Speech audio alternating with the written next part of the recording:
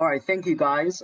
Thank you for the organizer is putting us such great effort to put to have everybody here together, sharing results, sharing ideas. Just thank you for that. So today I'll talk about superconducting control circuitry for the quantum repeaters. So my name is Tony. I work for Professor Carl Berggren at MIT. And so this is a sort of just a project we're thinking very heavily to collaborate with some of the folks here, and just want to share that with all of you. So it's a giant project, obviously, for many of us. And here's this kind of like a roadmap that a lot of people here were able to put together. I thought it was really nice. That really breaks, this gigantic quantum internet into basically blocks of technology that we need to all separately tackle. And so just want to highlight that we have this quantum repeaters that my work is mostly focused on. And so the quantum repeater, right, we have heard from previous speakers talking about it, and you can already start feeling some of the difficulties, like you have to keep it cold, right? Obviously, a lot of things are at very cold temperatures. You need to, but I think besides those efforts, we want to just also start working on stuff basic, like if you have many of these qubits together, how would you be able to make them all work? Because that's not easy for us to try to scale it up. So for the Dirks group at MIT has shown a few nice results about having a lot of qubits together, 128, and showing that you can basically read them out very individually. That's extremely useful for try to scale up this technology.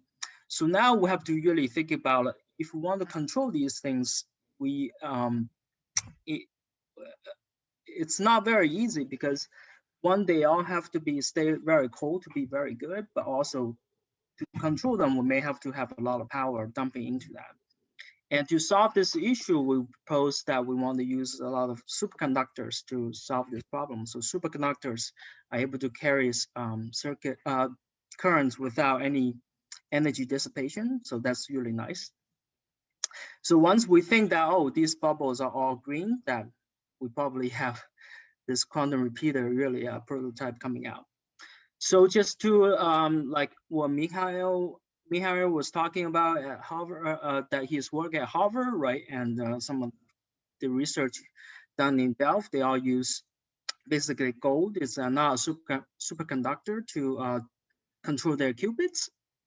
So that's kind of like, we think that we can really put the effort in use superconductors to rather than resistive metals to do this. We think that we'll be able to control the temperature even lower, especially you have many qubits at some point. That's really important. So the qubits, something we're familiar with. ME centers in diamond.